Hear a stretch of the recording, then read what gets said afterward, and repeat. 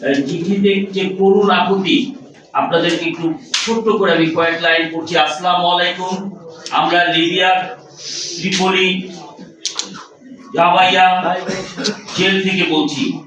আমরা দীর্ঘ 1 বছর থেকে এই জেলে মৃত্যুর সাথে লড়াই করছি।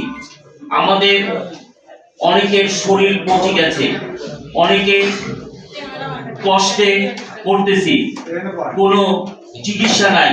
এখানে অনেক বৃদ্ধ লোক আছে, তারা বিনা চিকিৎসায় মৃত্যুর দিকে এগিয়ে যাচ্ছে। সবাই আমাদের এখানে থেকে উদ্ধার করার জন্য আপনারা এগিয়ে আসুন। আমরা ডক্টর ইউনূস সাহেবের প্রতি বিনীত অনুরোধ করছি, অতি শীঘ্রই আমাদের এখান থেকে উদ্ধার করুন। আমাদের কাছে যোগাযোগ করার কোনো মাধ্যম নেই, পৃথিবীর সাথে আমাদের কোনো সংযোগ নাই, যেন জীবিত কবরের ভিতরে আছি। বড় একটা রুম, ব্যাংকার সিস্টেম, আমরা সকলে সেই একটা রুমে আছি।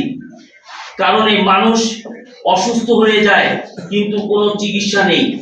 আমরা খুব খারাপ অবস্থায় আছি। এভাবে একটি চিঠি দিয়েছে। আমরা আশা করছি যে আপনারা উপলব্ধি করছেন তারা কি অবস্থায় আছে। আমি আজকে এই প্যানেলকে আবারও ধন্যবাদ, কৃতজ্ঞতা জানাচ্ছি। এই ভিকটিম পরিবার, তাদের মুক্তি না হওয়া পর্যন্ত আমাদের এই লড়াই চলছে এবং এই লড়াই চলবে।